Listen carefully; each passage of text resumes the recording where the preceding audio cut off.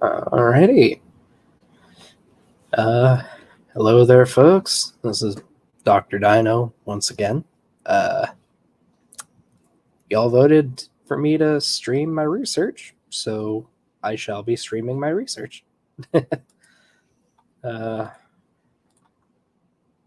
it's enjoyable, at least somewhat. Da-da-da.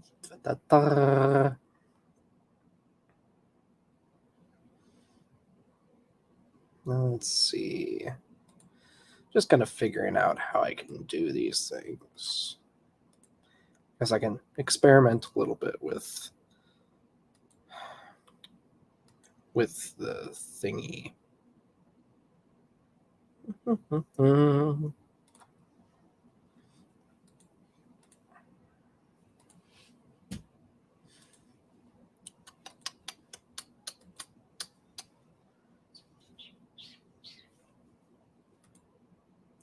Hello, look at the trees. Nice to see you.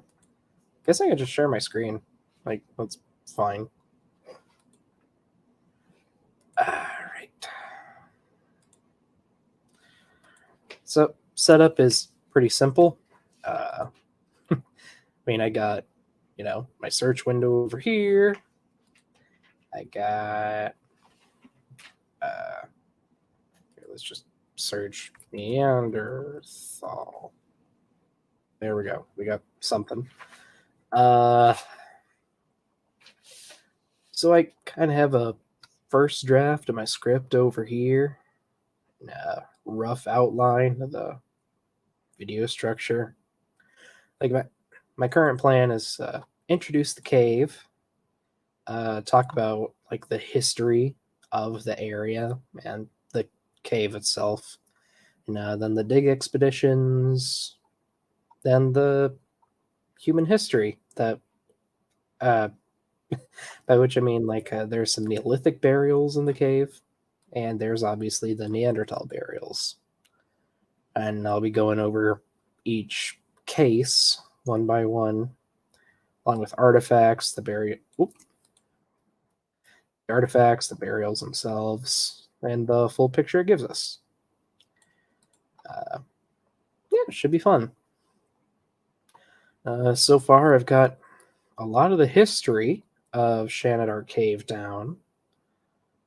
Dive a little bit into the geology because, I like geology. I like rocks. Then I'm currently exploring more on. Sad to hear that. Look at the trees. Then looking more into just. Sorry, I just woke up a little bit ago. My morning brain is not very active. Just a second. Getting Discord thingies.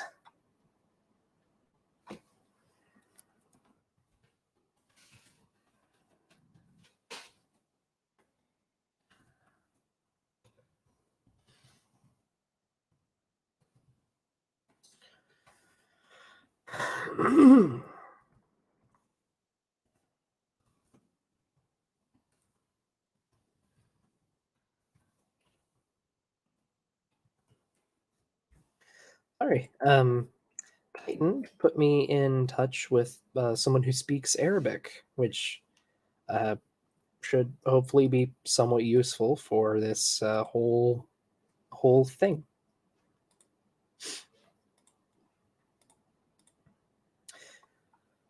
Also, I guess I can play some background music. It's not like this stream's gonna be monetized or anything. Anyone have any music requests or anything? Also, let me see if I can do a quick thing so I can actually have the chat on screen. Come on.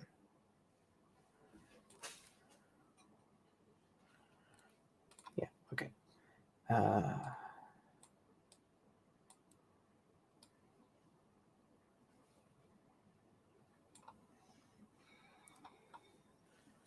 There we Cool. Then I can pull the StreamYard over here. Yeah, there we go. Now I can see the chat and the research, and it's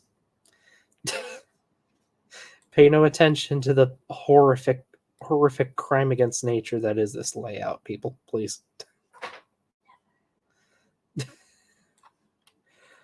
I am aware it's awful. It pains me a bit too, but oh well. Anyway, can probably find some background music.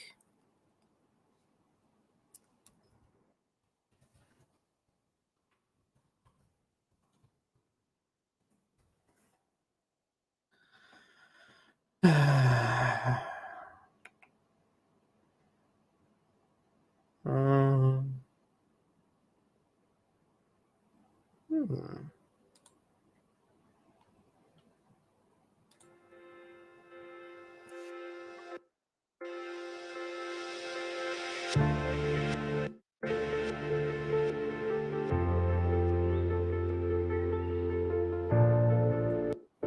Weird. For some reason, my computer's running slow today. It's weird. But hey, we got some music now. Plugged in. Yeah, my computer's plugged in. I don't know what's going on.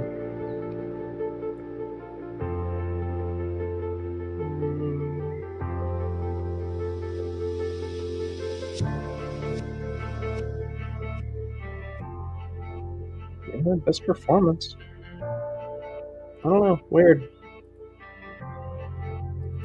Guess it's just a bit slower today.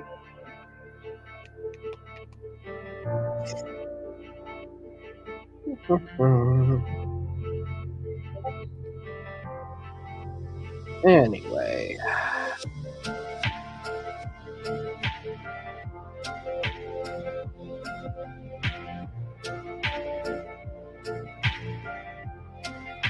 Let's see. Definitely gonna need that one.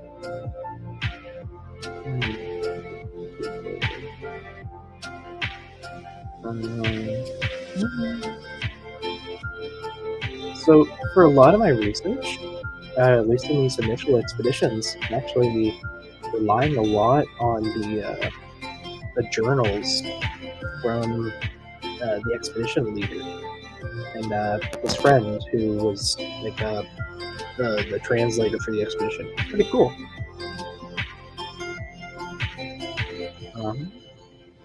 Yeah, Ralph Selecki and Mahmoud Suleiman.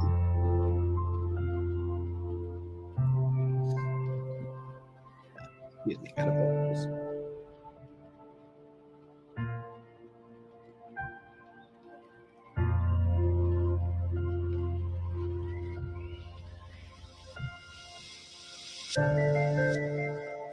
That's better. Alrighty. Right. So, this whole discovery of Shanidar Cave started in the 1950s, like 1951.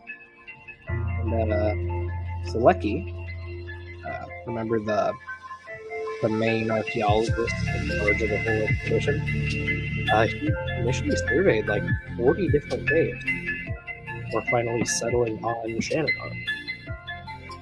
And like he dug one test pit just to see what was underground, and he immediately found a Neanderthal skeleton.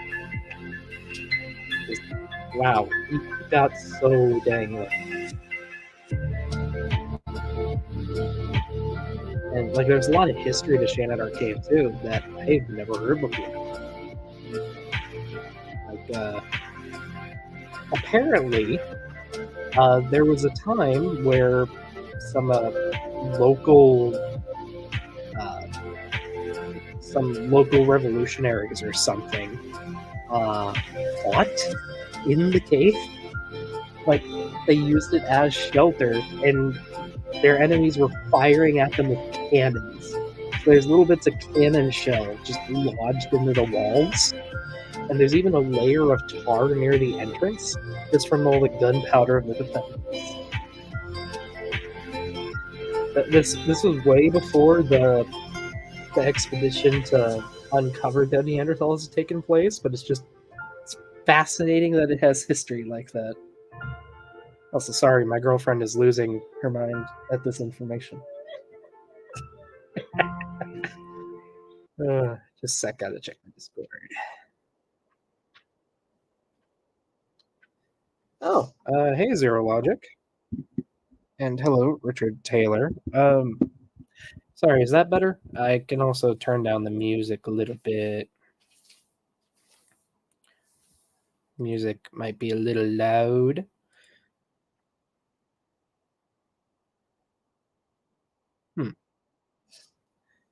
All right. So anyway, Zero Logic here is helping me with my pronunciation. So nice to see you here in chat. I'll probably find some more words that will require some help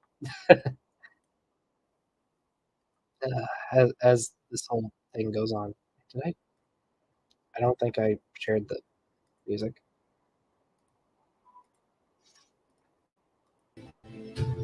All right. How is the audio now? Does it need to be any quieter? Oh, geez, something happened there. Okay, computer. Weird. Anyway, hope that's okay. Anyway.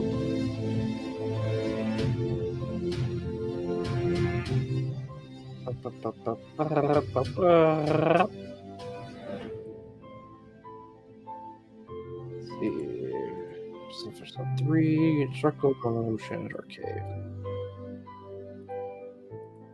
Oh, right, I got it. I was just writing about the test pit when I quit last night.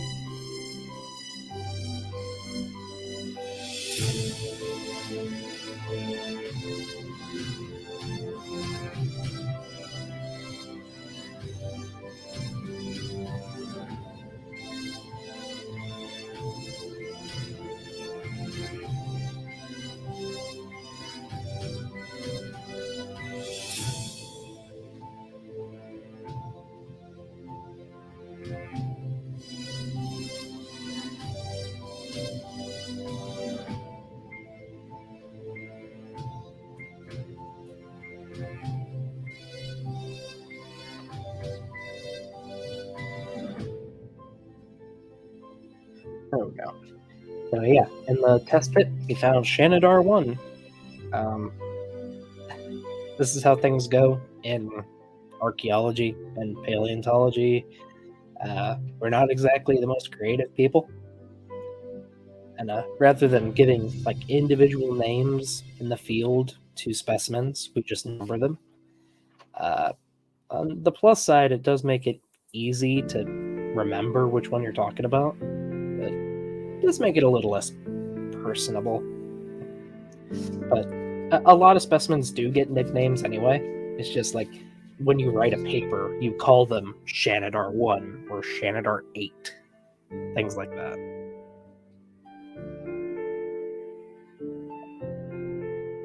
Specimen numbers. Oh, also, yeah, this site, which has the transcript for Selecki's journal, has a ton, and I do mean a ton of other information about so many archaeological sites. Like I would highly recommend checking it out. It's called Dawn's Maps. Oop. And whoever Dawn is, they go really in depth with their research.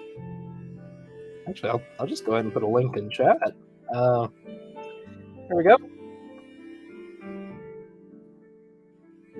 Some people suggested, like, I don't know, you guys might notice things I don't. That might be good to include. So, sure, if you guys want to look along or look through and research with me, feel free.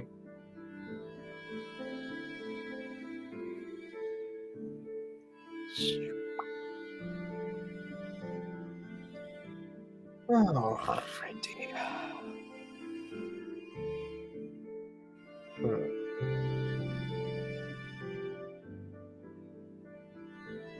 I think I can go more in depth with this later.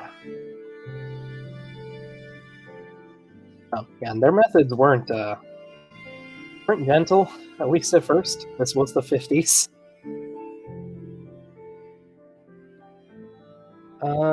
Have I seen Berger's Naledi Burials paper?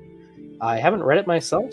I watched through half of Guts of Gibbons video slash stream on it. Uh, did not sound good. Not sound good at all. So wouldn't be surprised if some of the info in my stream the other day is now outdated. Can't say for sure though.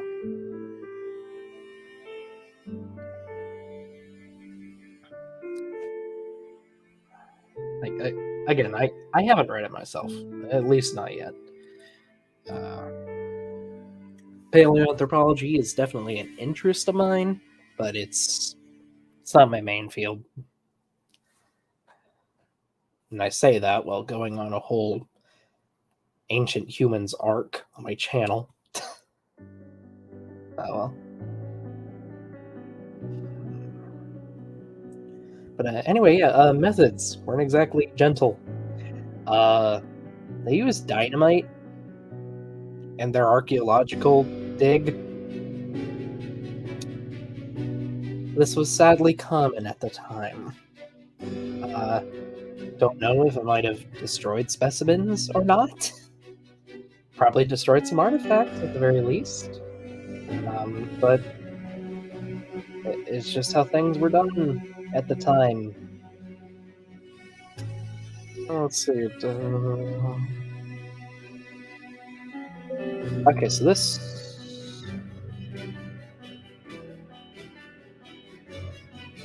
Okay, so this doesn't talk on.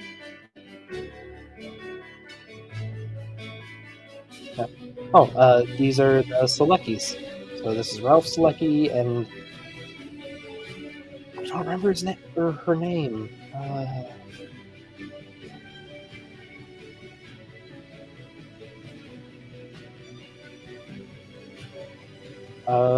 Rose Selecki, his wife, who was sounds like a really fun, adventurous woman, at least in her younger years.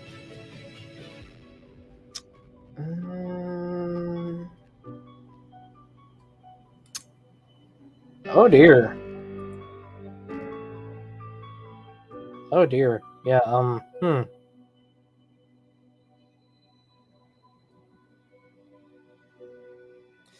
Yeah, that doesn't sound good. Oh boy. Listen, I've heard good things about Lee Berger. I've also heard some not so good things. Uh, uh, from what I've heard, he really likes to speculate a lot. And those speculations make it into his papers. Which, I mean, that's not a terrible thing, but when you write your papers, they have to be founded, you know? They have to be founded in the data.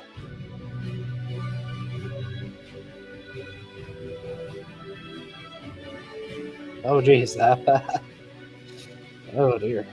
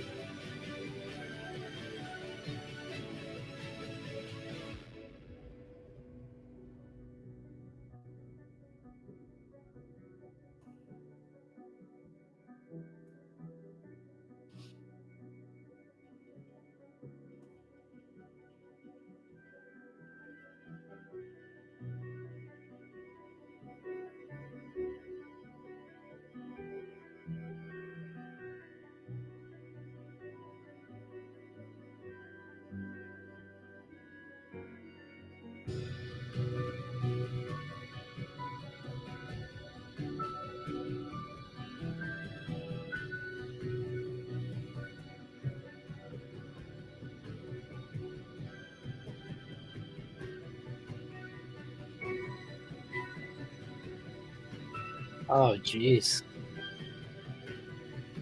Yeah, that's that's a big oof there.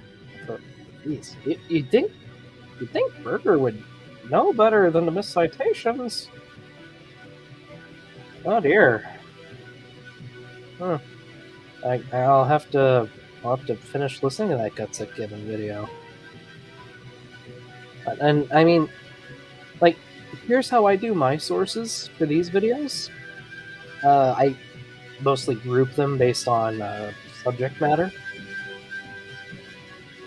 But I'm doing YouTube videos here. Like, if I was doing a paper, yeah, I'd have citations all throughout, like kind of like I do in my streams. I try to, or my presentations. I try to cite my presentations pretty well. Like that gets drilled into you. Like he should know better.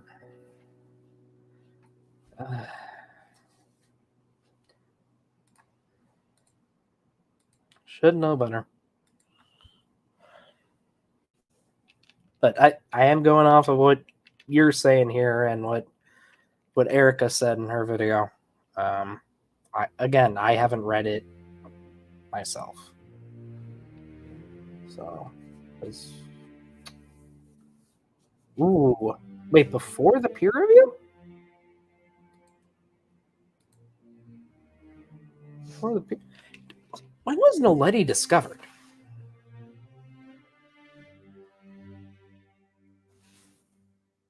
Yeah, Noleti was found in 2013.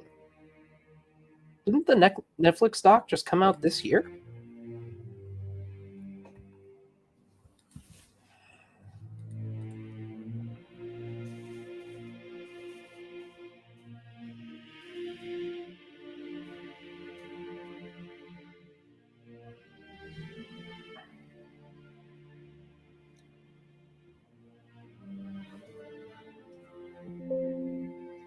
Yeah, but looks like it came out this year. So, or did Berger come out with a new paper recently? Oh, that'll be Google Scholar.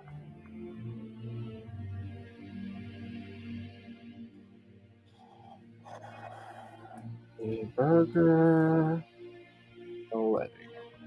Did Berger come out with a new paper? Sort by date.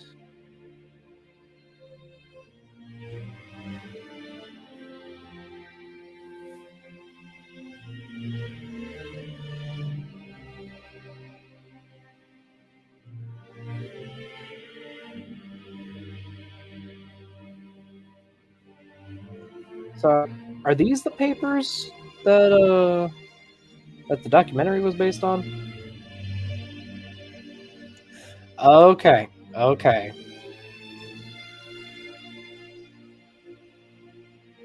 Yeah, so I'm seeing two papers here by Berger. No, Berger at all.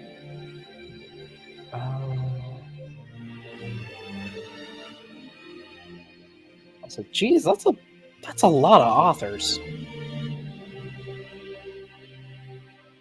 Sorry, that is just wow. That is a lot of authors.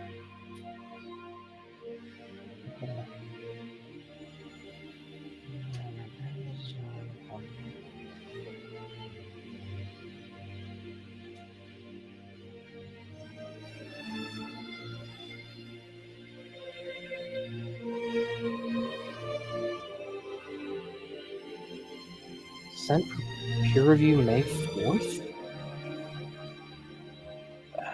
Sorry, I gotta full screen this.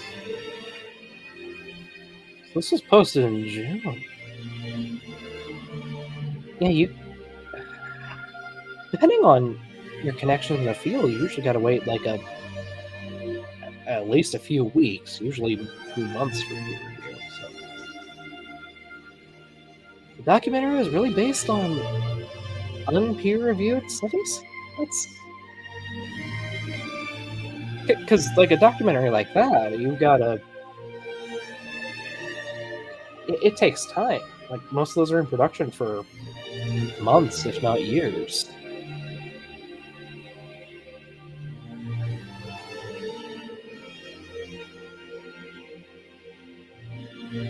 There's no evolutionary implications.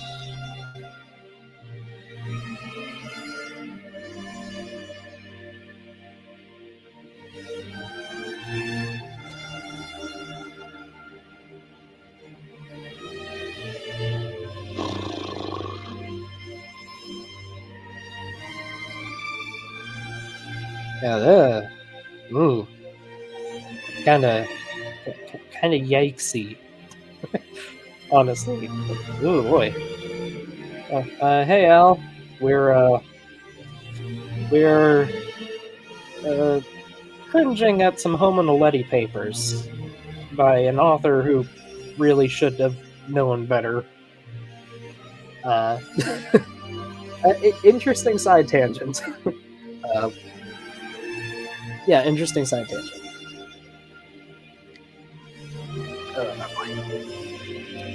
But in the research, we're going through a sort of a transcript of a book by the lead archaeologist for the early expeditions to Shanidar Cave. And well, adding to my page or my script based on it. Yeah, it's what Erica did a video / stream on. I don't remember which it was. I only saw the first half. Apparently, I missed her actually diving into the peer reviews, which, yeah, problems. Few problems. Oh well. Anyway, what was not coming at the time is rather unfortunate.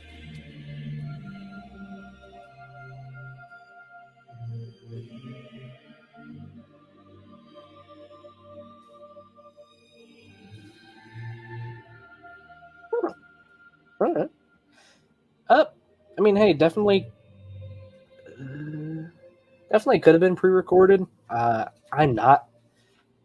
I check out Erica's stuff sometimes. I'm not 100% sure how she does things. Controversial claim, E-Life? Okay, I'm curious.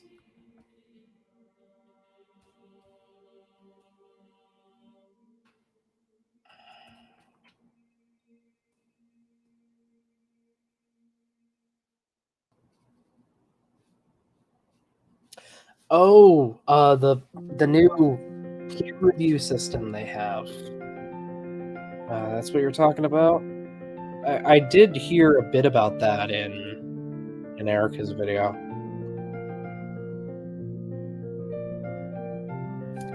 Ah.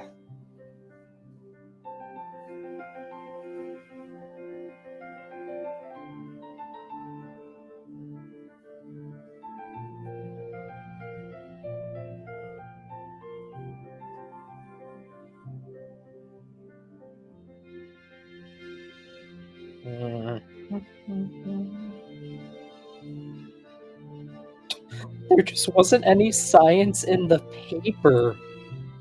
Oh no. Oh no. I've talked before on this channel about like proverbial slaps to the face, but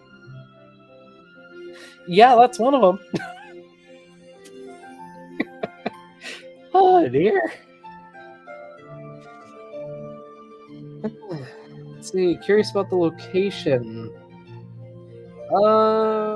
Let's see. Are you talking about the Hominoleti stuff, Al, or are you talking about Shanidar Cave?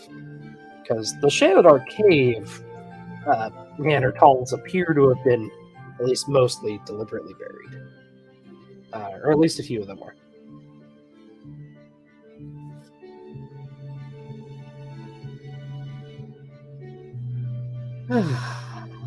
Yeah, no, I believe you, Richard. I believe you.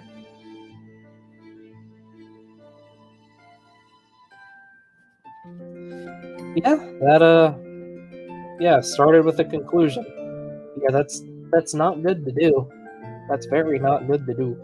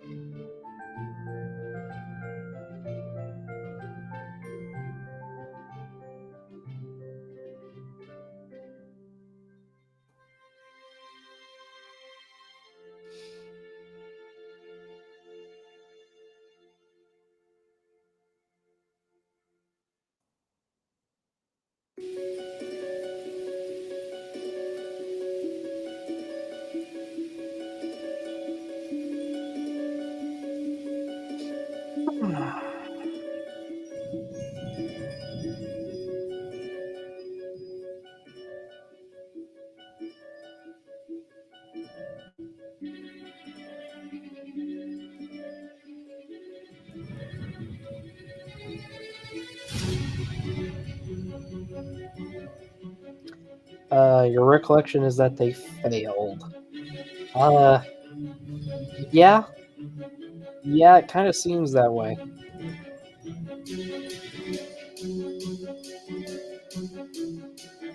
Oh, failed to compare the location of burial to adjacent sites of found bones. Uh, not certain about that off the top of my head, but I haven't looked too much into it. I've been mostly thinking about this. Uh, and the home and the Letty stuff is interesting, but ooh, this this music is popping off a little bit. Fire and Thunder, yeah, that fits. Sorry, I've been mostly focused on the Shanidar cave stuff recently because it's a really fascinating story to me.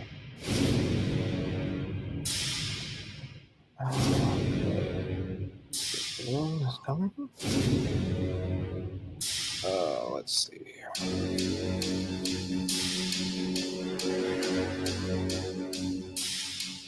Oh, wrong paper.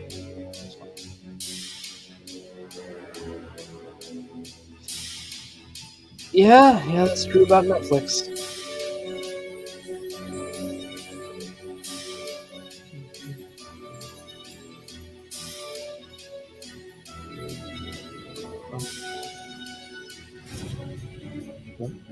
Yeah, and here is Shanidar 1 as it was discovered in the rock.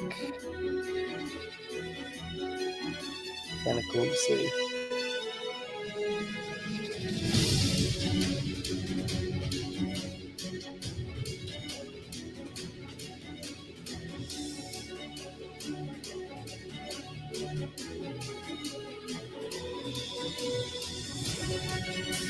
Yep, the prepared skull of Shanidar 1, also known as Nandi,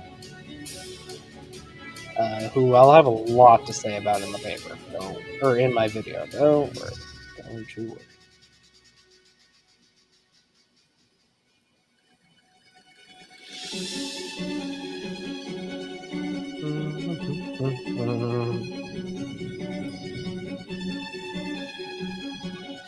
Yeah, sounds like it. Oh, you can see creationists using this.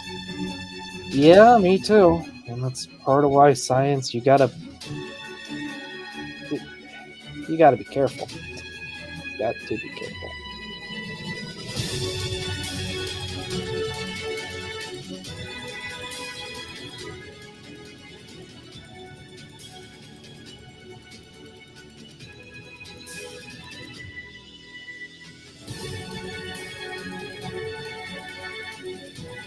Yeah, they do. But creationists do twist things, but like at the same time, like the greater scientific community doesn't take them seriously at all.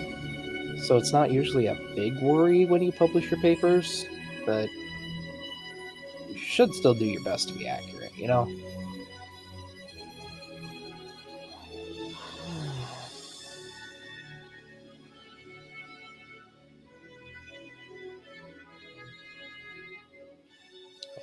They have a lot to say here on Shanidar 1.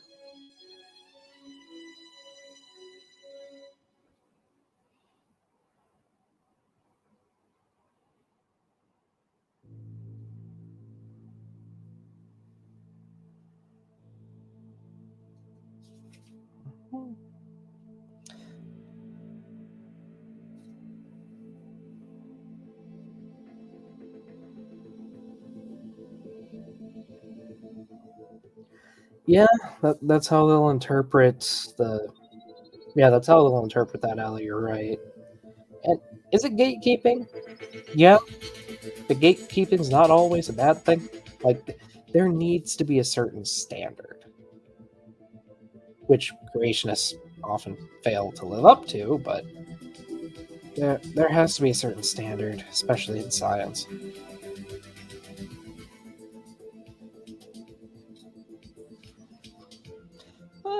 You're fine, Al.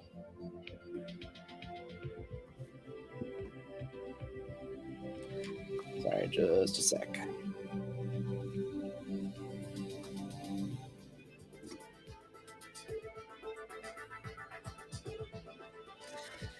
Sorry, girlfriend needed a pen.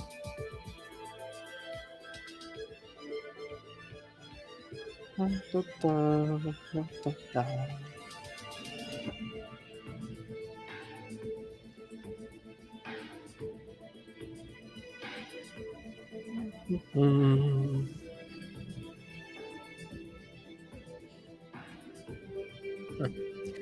You see this? Scale bar? Yeah, that's important in science. Creationists never freaking use scale bars. Wait, what?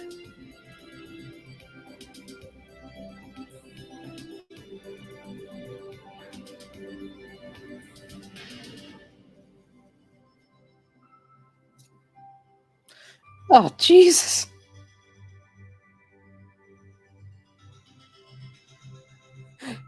A technician soaked the whole skull in acetate. That might not be good.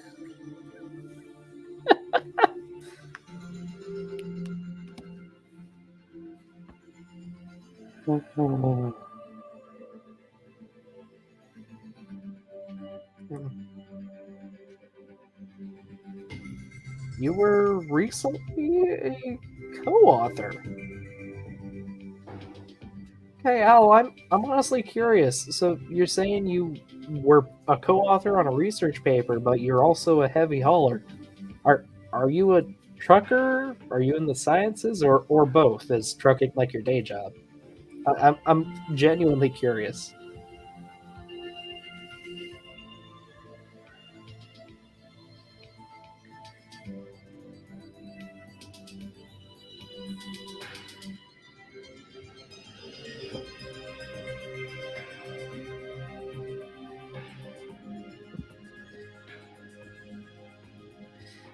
Yeah, chemically alter the skull. I mean, like, so like acids are used sometimes in paleontology to help make it easier to remove material from the fossil. It's usually only after you're certain that the acid won't affect the bone near as much as the surrounding rock. And also, it's used much more carefully in modern day. Oh, okay. Well, that's cool, Al. That's cool. And yeah, like as long like Richard said here, as long as you understand the science, you can have an opinion. I mean, you can have an opinion without understanding the science, but it's better to be informed. uh, yeah, no, you're free to have an opinion. Hmm. Ah, the flower burial. I'll have a lot to say to that. Yeah, that's true, Al. Um, it's complicated. Like, what I've done in my personal studies, mostly outside of the laboratory. Sometimes I'll find like a really, really beautiful seashell in the rock, but it's like, half embedded in rock still. And a lot of stuff I work with around here is limestone. So what I'll do is I'll take a Q-tip soaked in vinegar, and I'll use it to paint specifically the rock part. You give it a few coats over the course of a day or two, and it makes the rock a lot weaker and a lot easier to just like etch away with a pick or drill. Uh, a nursing student. Yeah, that's pretty neat. Yeah, so you might actually have a bit to say, Richard, on some of the deformities we can see in these Neanderthals. Uh, yeah, like you have specimens like this in the cave, and it's really really fascinating. There's paper being moved in the background.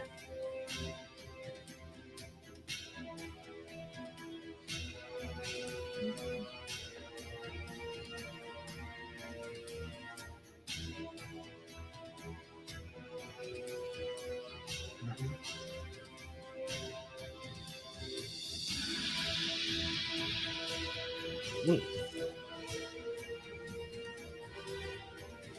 Hmm.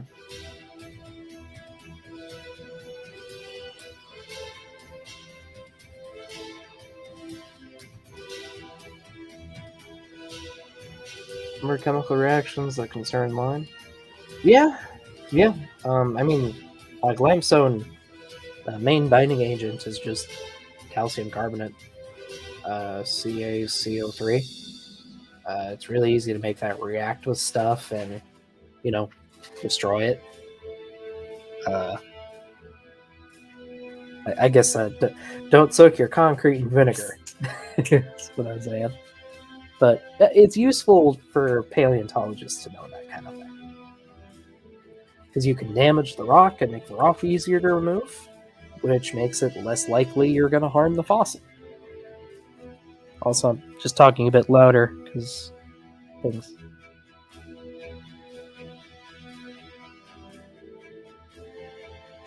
Sorry, talking a little louder. Uh,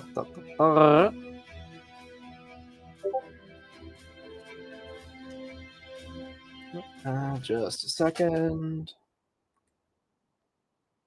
Oh.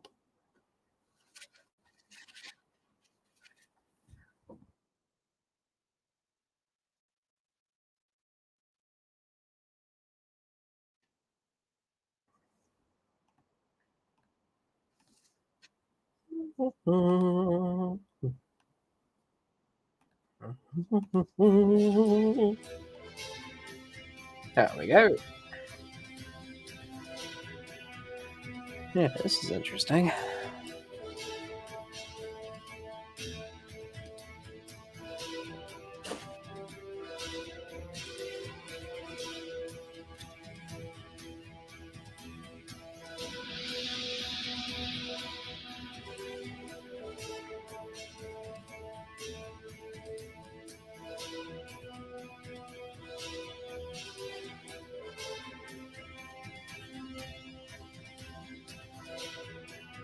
Hmm.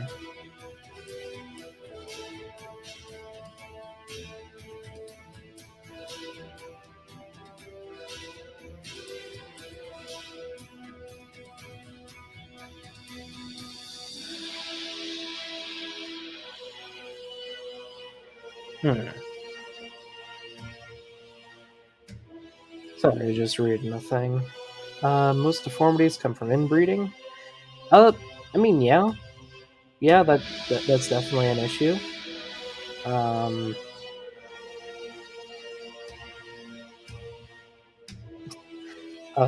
sorry, Al. Yeah, you don't have to read along. You're free to just listen or share your thoughts. I did put a link in the chat to the. Here, I'll just go ahead and send it again. There's a link to the thing I'm reading right now. Hi, Jackson. Sorry. Anyway, Richard. Yeah. A lot of deformities would be from inbreeding, but there's a few that are definitely not from just the inbreed. Or at least most likely not just from the inbreeding.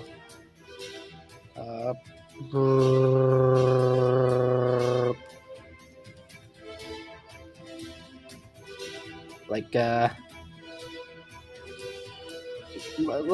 like this. I this doesn't feel like a result of inbreeding to me. This is a stab wound with some regrowth bone around it.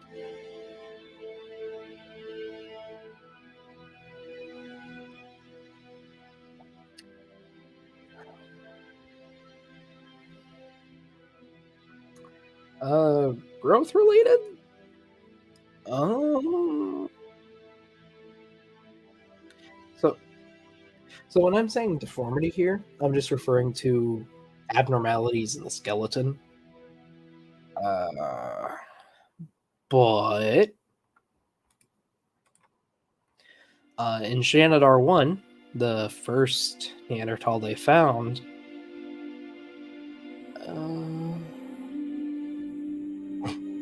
stabbing could be the result of inbreeding, but for other reasons.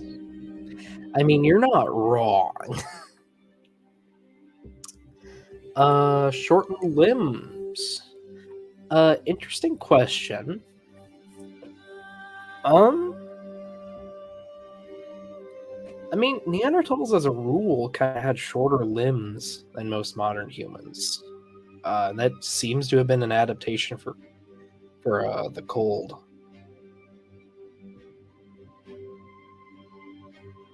And yeah, this is kind of what I was talking about with skeletal deformities. We have a left humerus here and a right humerus from the same individual. And you can't really see it well in this picture, but there's a really sharp cutoff point on the right humerus. So indicating it might have actually been amputated.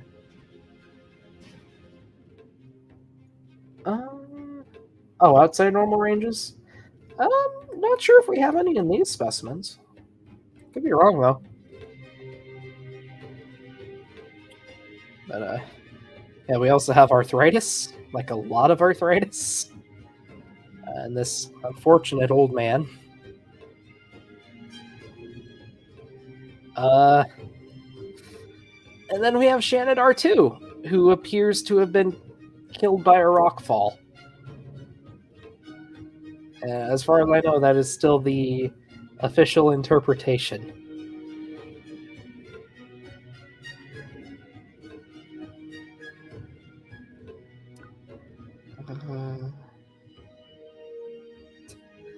Yeah, these... Hovind likes to say that Neanderthals were just old people.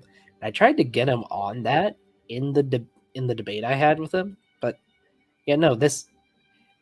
Just the face is outside the range of modern human variation. Everything about the skull and the jaw is outside of modern human variation. He doesn't even have a chin. Food supply issues. Oh yeah, food supply issues probably almost certainly would have been a thing. That's based on like just mammal bones found at the site. The Neanderthals of Shanidar Cave appear to have been pretty good hunters. Like there's lots and lots of bones found in the same layers as the Neanderthals that, yeah, they would have been killed and butchered. They have butcher marks. They were pretty good hunters.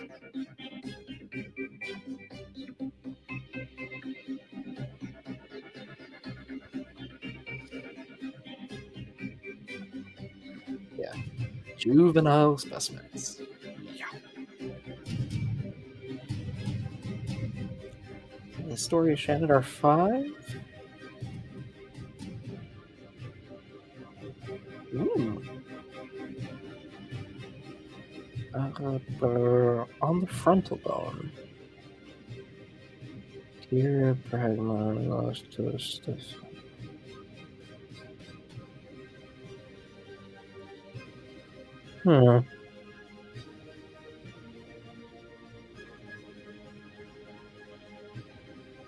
Talking about this here? Maybe?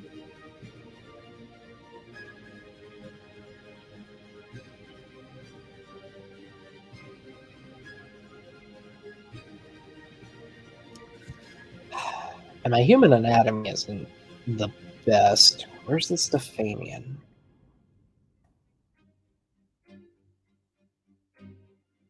Procedure.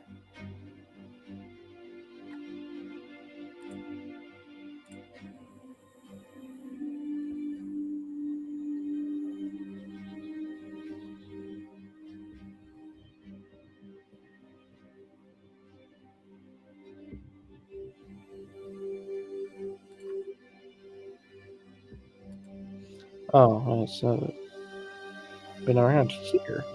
Huh. Well, I'll see it on this picture. See, vegetable matter access. I mean, we have lots of pollen deposits within the cave that were probably from like gathering and setting vegetables and stuff down in one spot. Like, if they had trouble getting access to food, I don't think it's represented in any of the Shanidar Neanderthals, in their skeletons at least. I don't think it is. I mean, a couple of them seem to have just died by old age. Some were, a few of them were just killed by rock falls because this was a pretty seismically active area. Yeah. And creationist propaganda seems to focus mostly on Lucy and Afarensis. Yeah, they try to a lot. Donnie tried that the other night and gave me an actual migraine.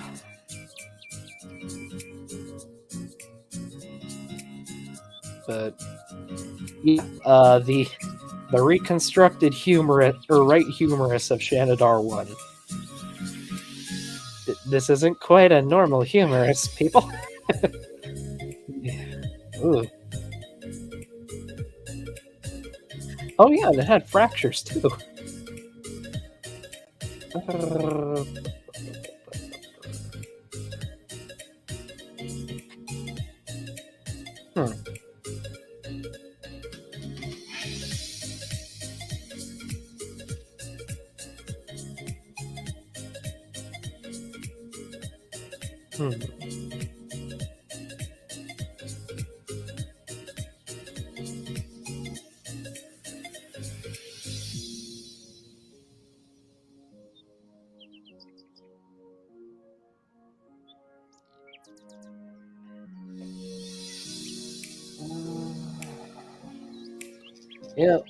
Yeah, creationists love to discount Littlefoot, and it's just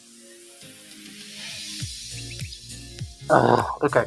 So, for those of you that didn't catch Standing for Truth's stream the other day, the debate between Atheist Junior and Hovens, they had an after show, and I showed them a composite Afarensis foot, and they just threw it away. Like, ugh, it's annoying. It's so annoying.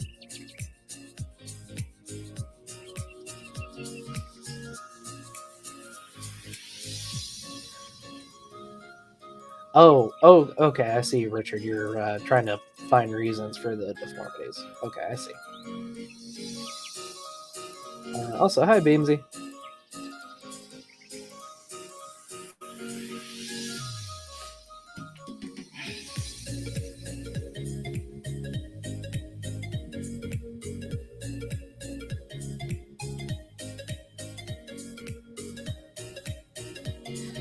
Yeah, you tried to do that, Jackson. I didn't.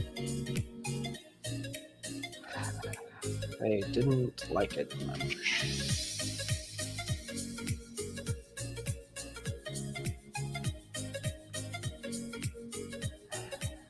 And yeah, they wanted to throw it out because it was a composite. But it was a composite of foot bones that all came from afarensis individuals. It's the thing. Like, these are all from the same species.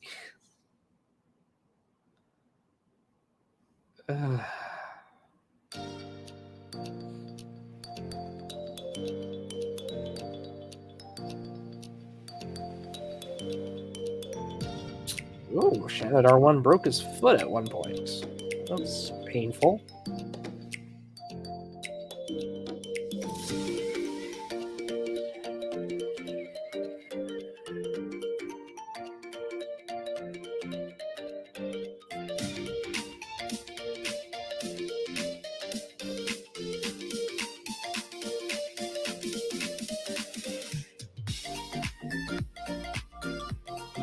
Also, this is very happy music when I'm reading about just how unfortunate this man was.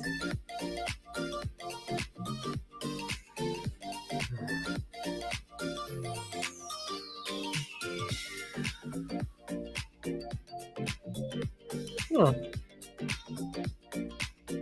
Interesting. He had a bent tibia?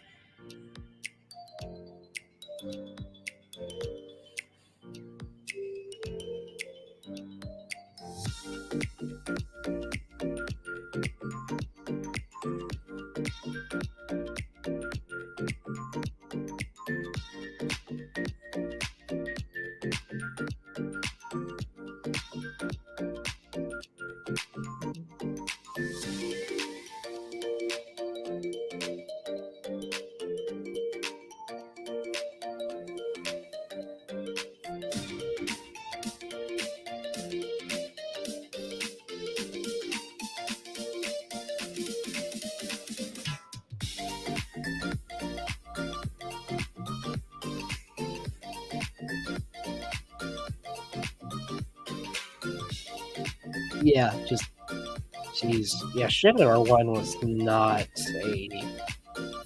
a lucky guy. Just at all.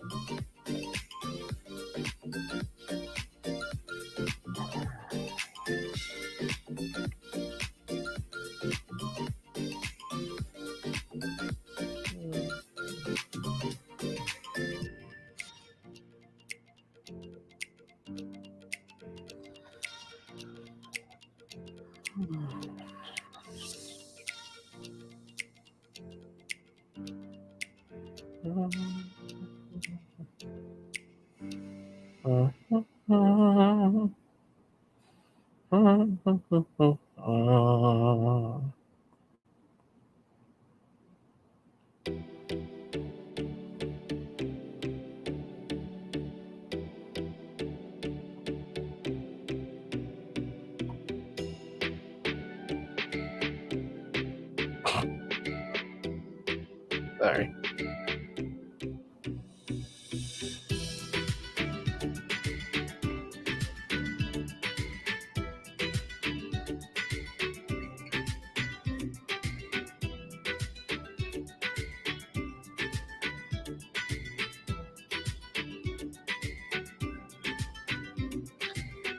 Weight-bearing healed foot break? I mean, that's a hypothesis. According to what I just read, Shanidar 1 did have broken metatarsal in his right foot, but he also had a lot of joint issues. A lot of joint issues, along with just a crap ton of arthritis everywhere. So probably would have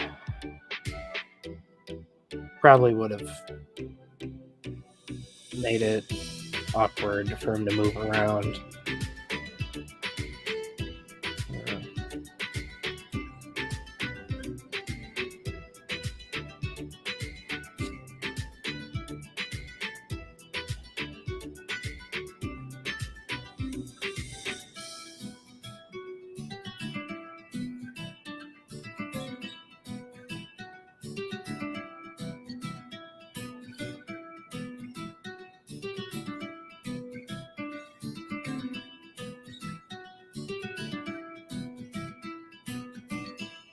Hmm.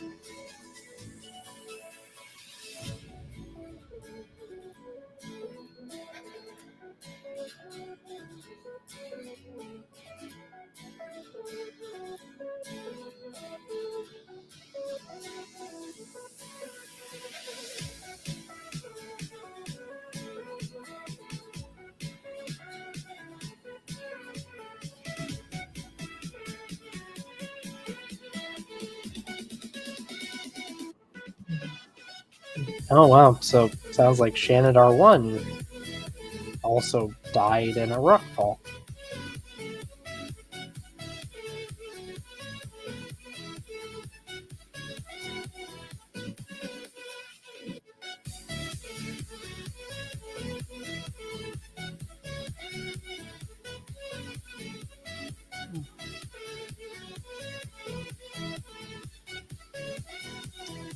Um, yeah, could be Richard. But Shanidar 1 had a rough life, like I've been saying. So he had all these joint issues. He had arthritis. Apparently, as a child, or at least when he was young, he had a hit to the left side of his skull that would have made him at least partially blind in his left eye, if not fully blind. And possibly the same incident caused some damage to his right arm that would have made it completely useless, as shown by all the atrophy. And judging by a sharp cutoff point at the end of the humerus, they might have just cut it off after it became useless. I mean, how much does a forearm weigh? Like 8 pounds? 7, 8 pounds? I don't know how much difference in your gait that would cause.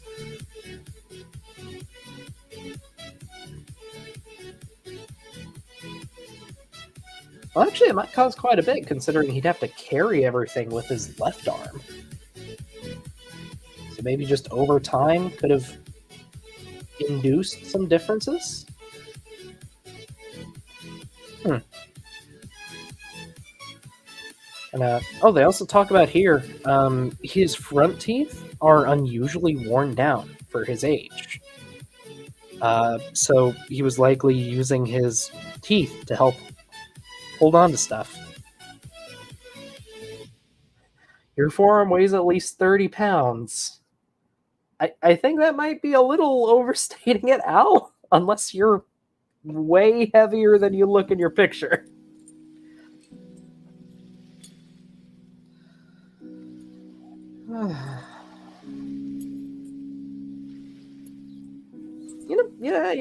I'm curious now. How much does a forearm usually weigh?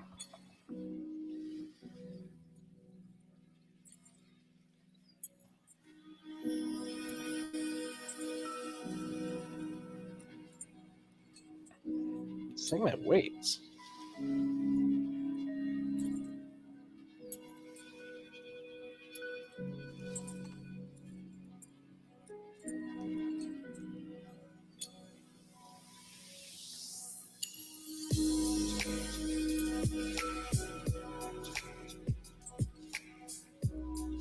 Hmm.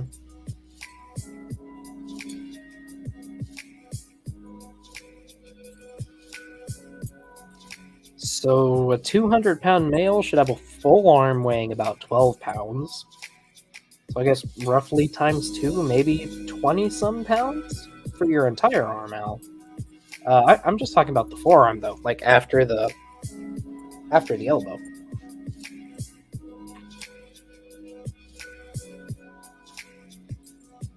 Oh. Okay. For men, yeah, the forearm and hand together are about 2.5% of total weight. Is the estimate?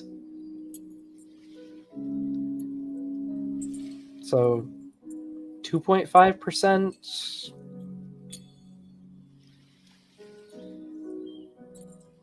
probably be 8 pounds, maybe?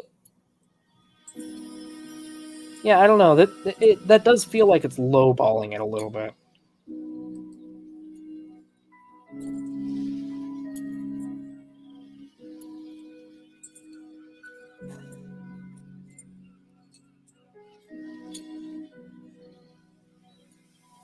Oh, you have big hands.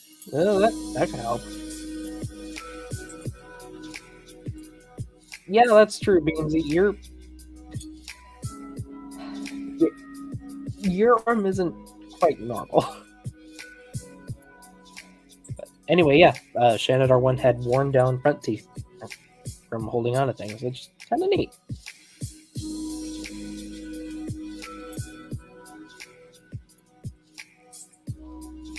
Hmm?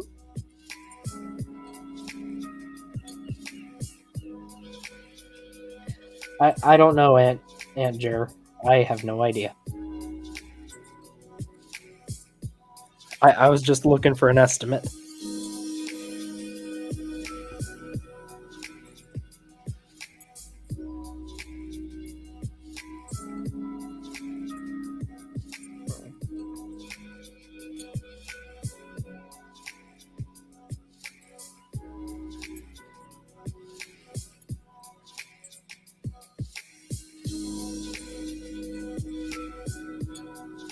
Doesn't have a lot of muscle weight.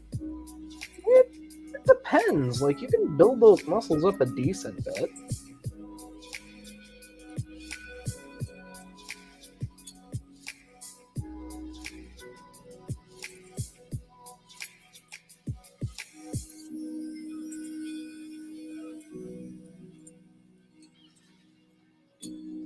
Hmm.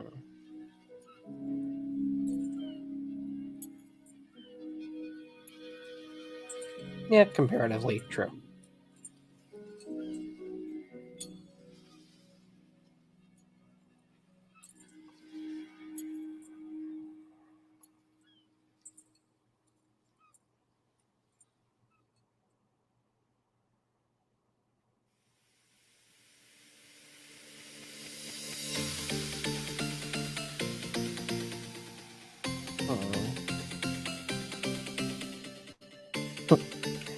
Fossil expeditions are pretty fun.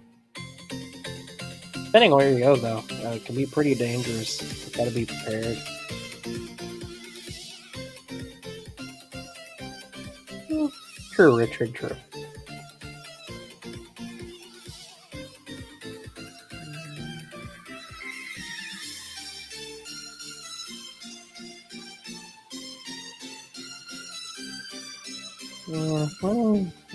I'll be talking about this a bit.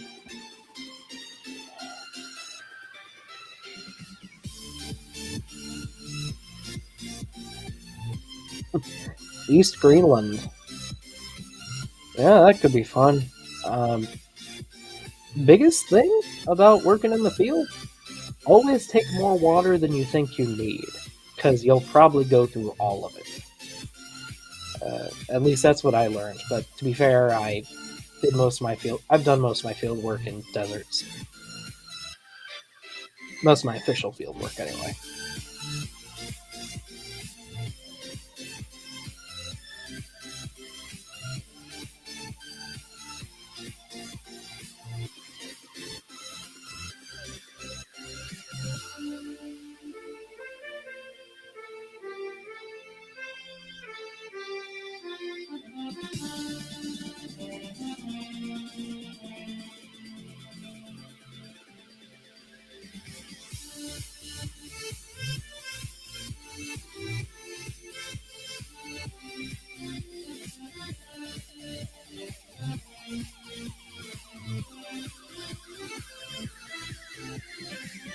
Basilosaurids in Arizona. Oh, that's interesting. Hmm.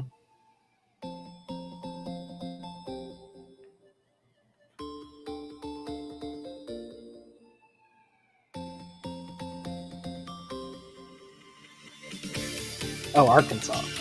Okay.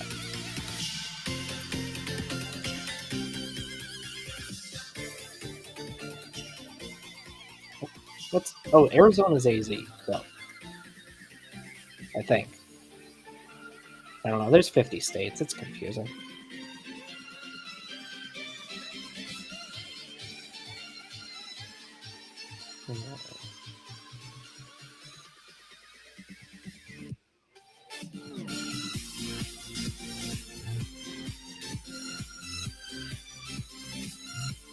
Uh,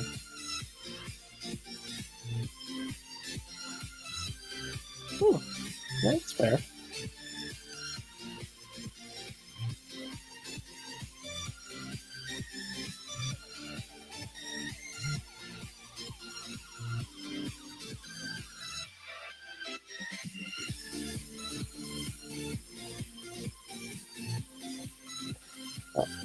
Thank you, Andrew.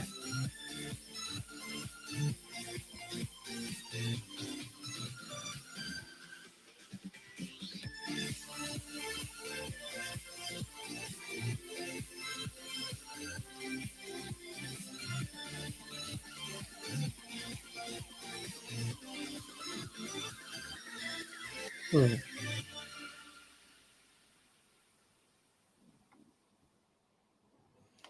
Oh, okay. So hypothesizing that Shanidar 1 and 5 died in the same rockfall. Interesting.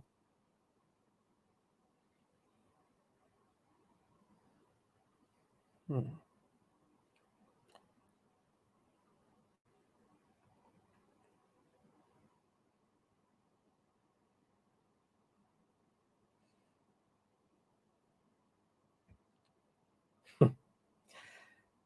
You know, for all of my fossil hunting, all the fossil hunting I've done, I've only ever found one trilobite, and it was just the last third of the body. Which, been fossil hunting for over a decade and working in mostly Ordovician and Silurian age rocks. Only ever found a trilobite.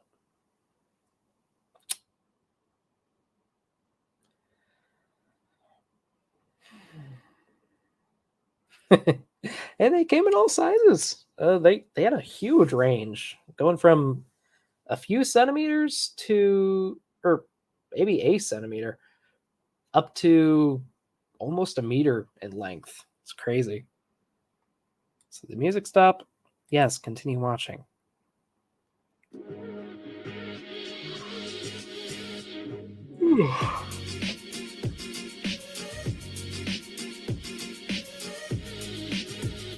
Oh, an interview.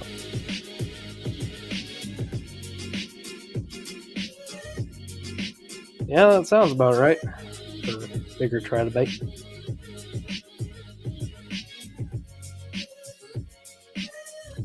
That's fair, Beamsy. I brought a lot of things back from out west. Maybe I should show off my collection sometime.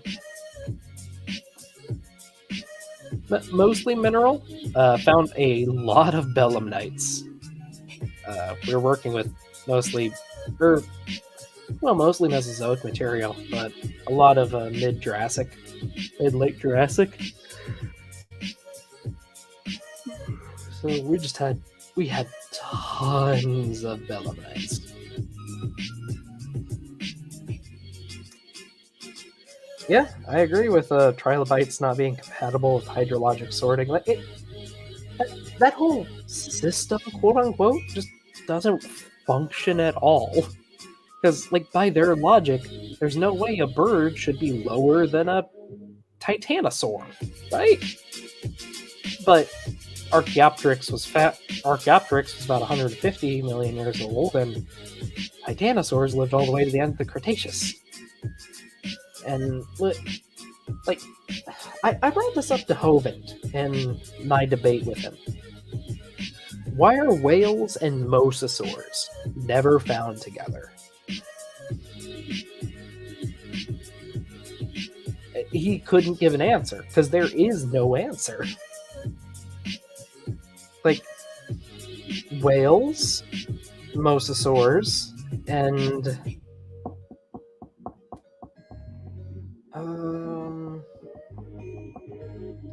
trying to think of another group, an earlier group of large marine organisms. Sure, and placoderms. Why do they never overlap? Ever.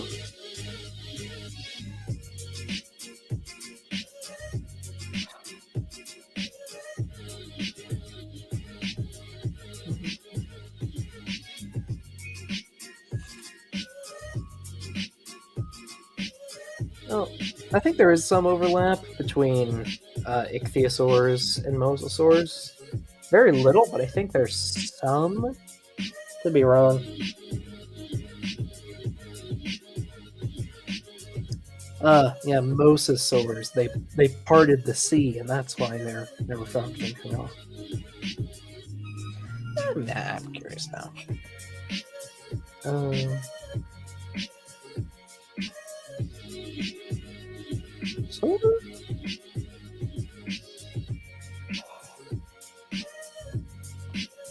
Yeah, whatever. We can keep stuff you personally find in digs. Depends on what you find and where. I mean, if you find it on private land and you ask the landowner, you can keep just about anything. If they're okay with it. About 90 million years ago? Okay. How about Wikipedia? Mosasaur.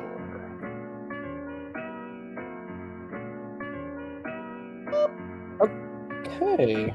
Huh. Oh, no, this is Mosasaurus. Mosasauridae.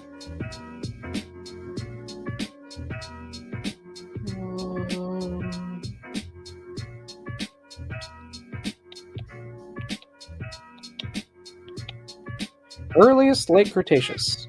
Oh, so I guess there wasn't really an overlap. Okay. Yeah, guess I could. Oh, wait. 101. Okay, so there would have been some overlap. Never mind. Right, because Cretaceous only split. No, it can't be split in 3. Yeah, there. Would have been some overlap there. Anyway, yeah.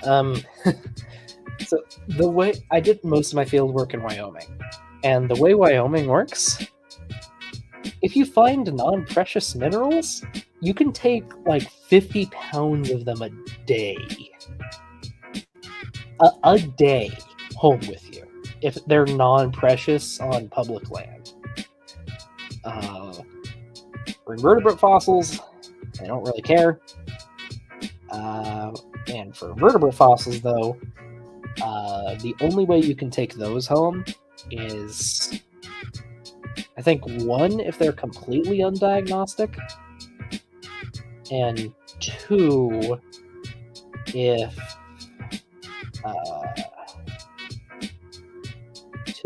it's on private land and you get permission from the landowner. You got to look it up in your area too. Sometimes counties have different laws. Illegal or unethical to keep stuff from digs?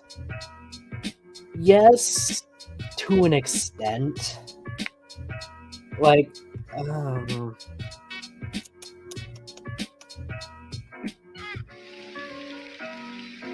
so I'm going to show the 2 main things I brought back.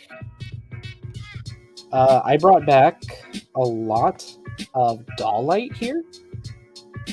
Now, this is only really found in 1 layer of rock strata, but it's everywhere within that layer. Like, everywhere. Like, you could never dig up enough of these for it to matter. And the other main thing I brought back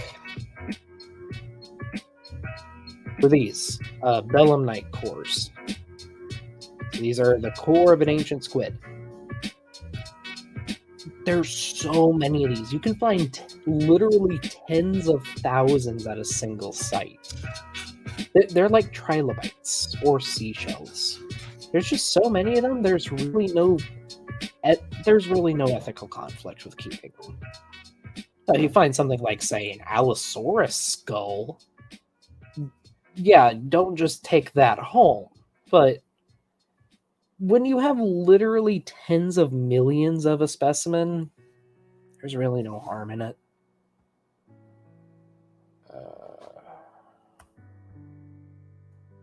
So, I did also bring home some massive gypsum crystals, though, which were just like big blades is what I call them when I brought them home, because they look like broken swords. Honestly,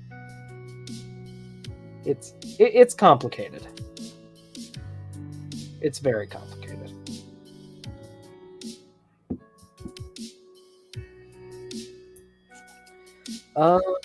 Anyone knows the problem with Kent? I mean, I was kind of wondering in my debate with him if he was going to die from the blood pressure, but he didn't. If he dies on stream, then he dies on stream. That's his deal. He's choosing to be online. No one's forcing him to do it. He's doing it on. He's choosing to do it. And I'm not going to wish harm on him, but if he dies, I'm not going to be sad. That's my genuine position.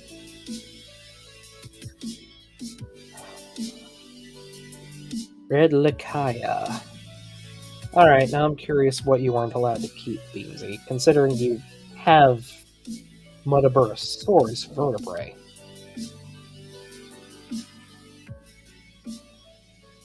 Ooh, that's a pretty trilobite. Wonder why you weren't allowed to keep that.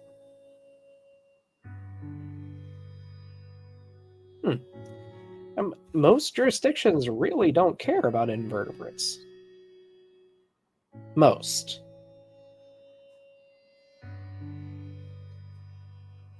Yeah, pretty trilobite. I have no idea what species my trilobite is from. Mostly because the rear half of a trilobite really isn't that diagnostic. That could do it. Only the third found? I'm seeing a few fossils here.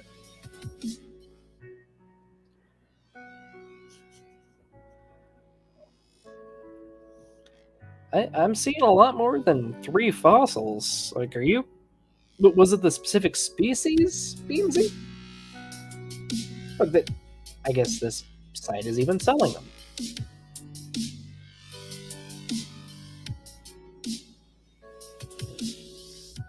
Oh, he's had more than one mini stroke, Anjar, at least from what I've heard. That makes sense. Oh yeah, I'm seeing Chinensis here, and Rex, I guess. Yeah, okay, that makes more sense. Oh, and if anyone's curious, trilobites are named because their body is separated into 3 vertical lobes. Just kind of interesting. Not sure why they got that name, but it works. And this kind of looks like the one I found. Yeah, I literally only found the pygidium down here. Literally the butt, the trilobe butt. Yeah, trilobite. And yeah, for the time, they were possibly the most successful group of animals in the ocean, at least. It's crazy that there were so many, and then they all went extinct in the Permian. But that just goes to show you how crazy the Permian mass extinction was. Yes, trilobite. What was I doing? Oh yeah, I was writing.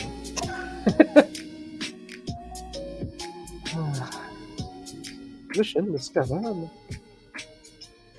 Yeah, their shells are almost entirely calcite. Oh hey, this is Cirrus's outro theme. Huh. Okay. Internet or computer freak out. Excuse me.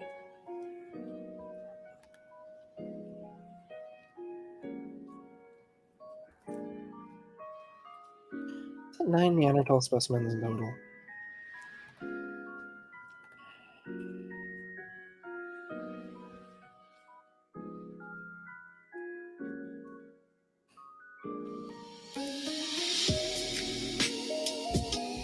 Yeah, that tracks, Jackson. Let's see here.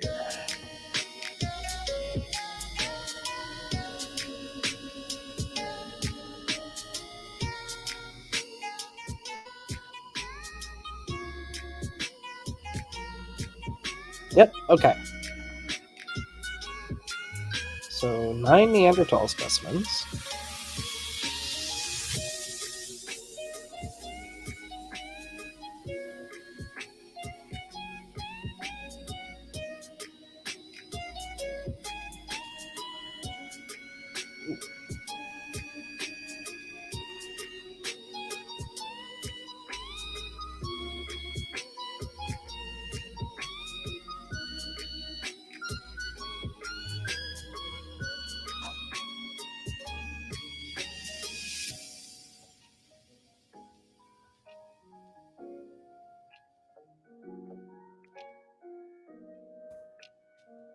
Huh.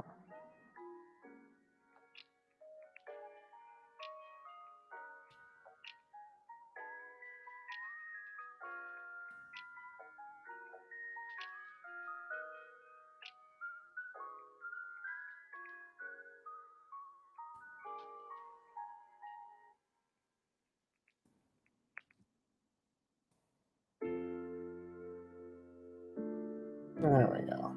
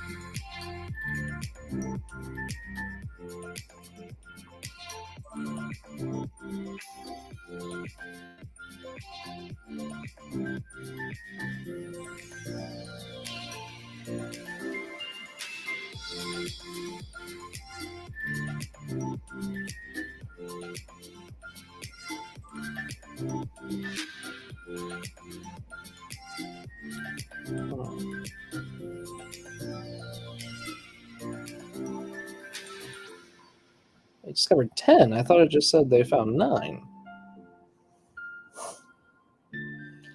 Yeah, 7 adult and 2 infant.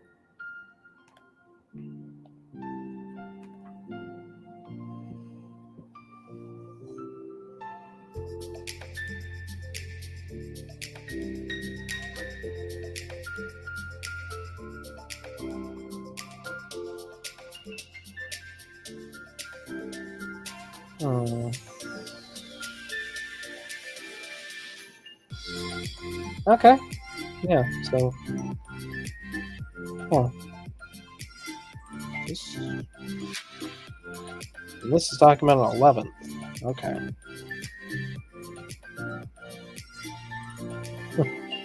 Shanidar Z. Interesting.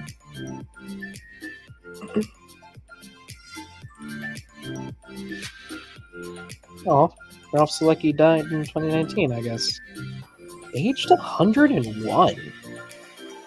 Wow. That is legitimately impressive. Wow.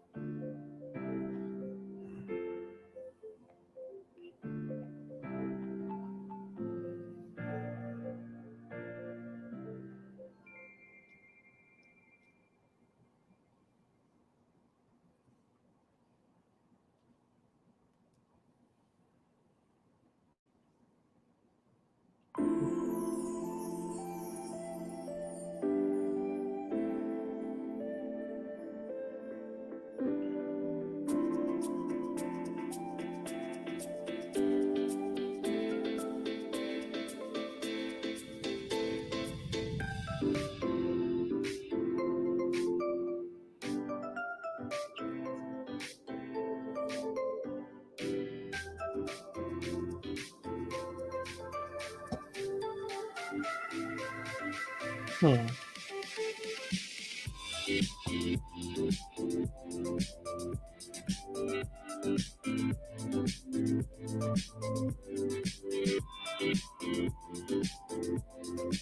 Oh, new ankylosaur from the Isle of Wight. Oh, that's neat.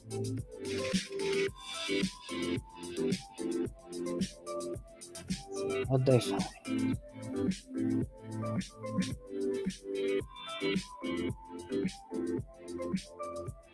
Vecpipelpa. Interesting.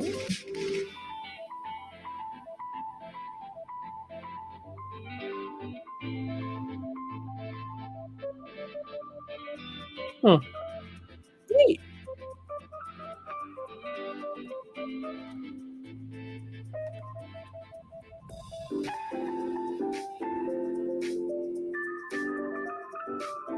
Hmm.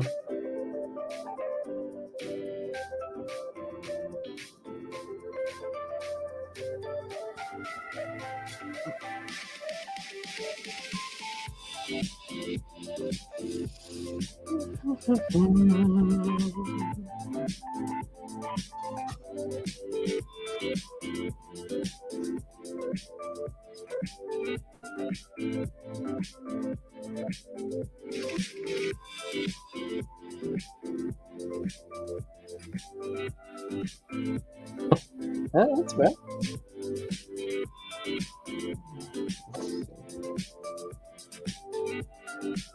I've been here since.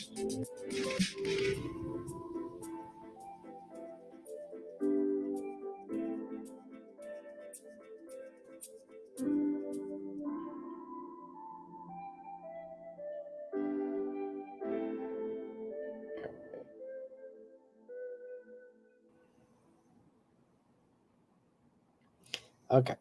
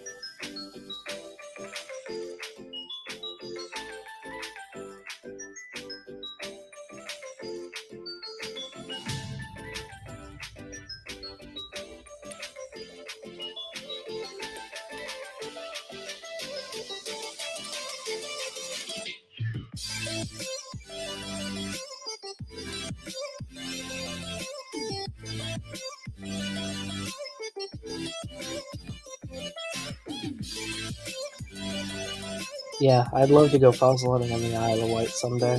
It'd be really cool. I'm pretty sure they found a Spinosaurid in the last few years.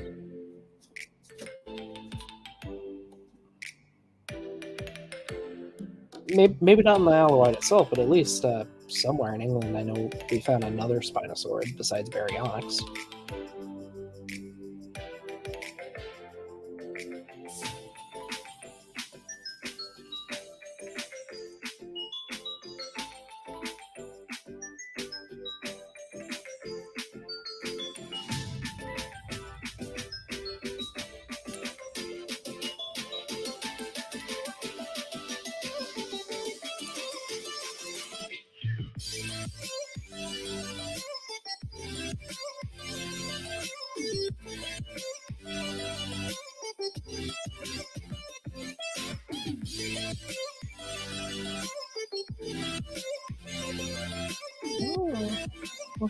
Oh.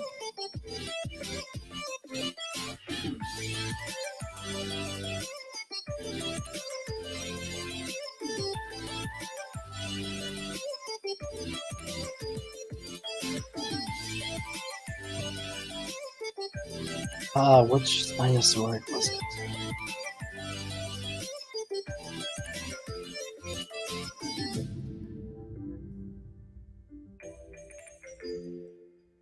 Two new species from the Isle of Wight. Shut up. Oh, Ceratoseucops and Riparovenator. Ribera- Riparovenator. I can talk. Riverbank Hunter and the Hell Heron. Oh, that's a fun. That is a fun. Let's see, Ceratoseucops. Crested crocodile face? I mean, yeah, that works.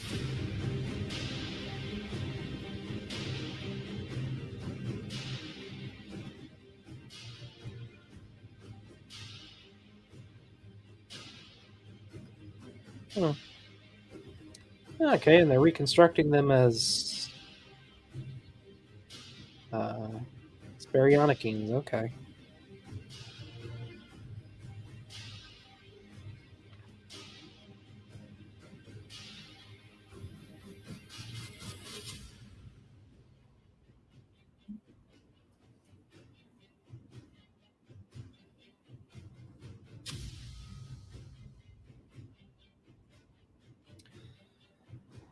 Yeah, Spinosaurus is confusing.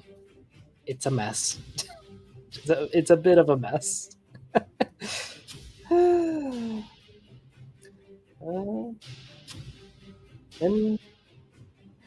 Stallion, we're talking about Spinosaurids, not Spinosaurus. So the group that Spinosaurus belongs to. These are other Spinosaurids that were found.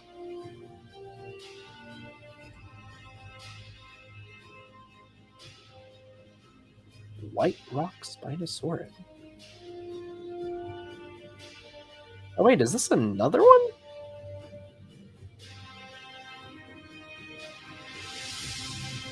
Is this the third species?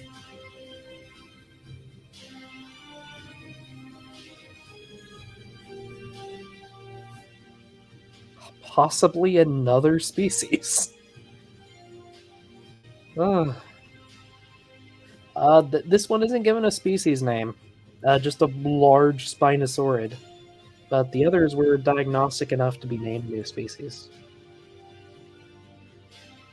That said, we've been going for a couple hours now. I think I'm ready to go get some lunch, so I think I'm gonna call the stream here. Thanks for joining me, folks. It's been fun. Y'all have a good one. See you later.